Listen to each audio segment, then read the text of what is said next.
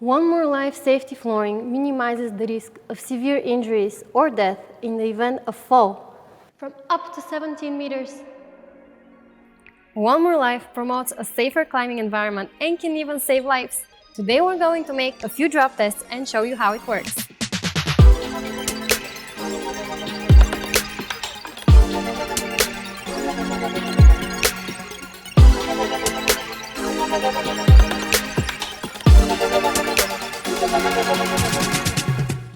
We are at Walltopia Climbing Center with Božidar, the mad scientist from Climbmat Flooring.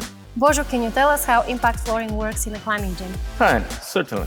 So, as the popular saying goes, it's not the fall that does the damage, it's the sudden stop, or in other words, the severe deceleration. Safety flooring in a climbing gym basically increases the stopping time of a falling person and thus severely decreases the impact force. And today we're going to showcase our One More Life safety flooring.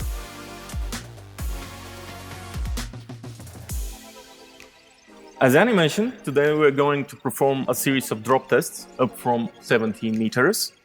And we're going to use Damian, our crash test dummy.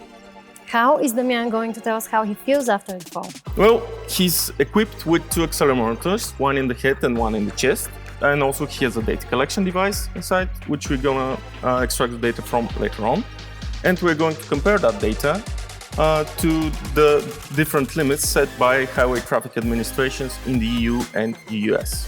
Why are we using the data from the Highway Traffic Administration? Well, because basically that's what happens if you fall from 70 meters. You hit the ground with 66 kilometers per hour, which is basically a car crash. Furthermore, there is no standard at the moment for indoor climbing, which encompasses the event of a fall from the top of the wall. Now, shall we begin? Let's do this!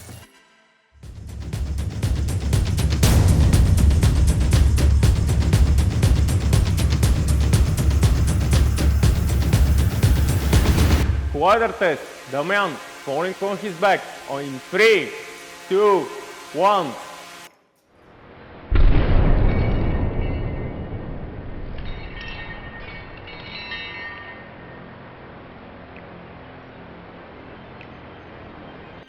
That was terrifying to watch! Yeah, let's see what Damian has to say about it.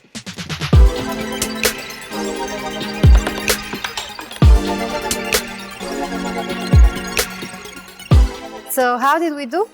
So, Damian experienced around 90 Gs in the head, with the limit here around 200. And in the chest, we have 50 Gs, as the limit is 65. So in both tests, we are below the threshold. So is that within the survivable rate? Yes, he has very high probability of surviving the fall. After analyzing the high-speed footage and the accelerometer data from all 3 axes, we found that because the man fell arm first, he experienced 75 G in it, possibly breaking the arm and the shoulder, and the chest impact was 45 G. What do we do next? So, we need to reset the crash modules and do another test with the dummy falling on its feet.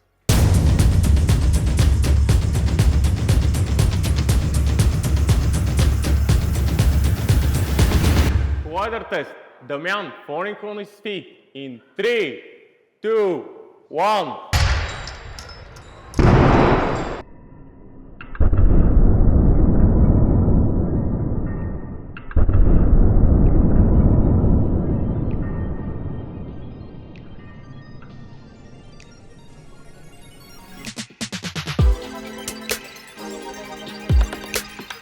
What results did we get when he fell feet first?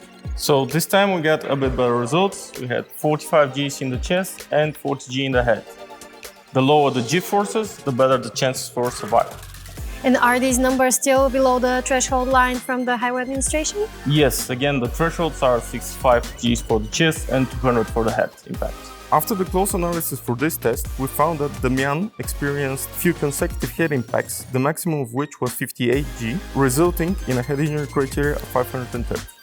It was a great day of testing today. Yes, but he's a professional. Don't try this at home.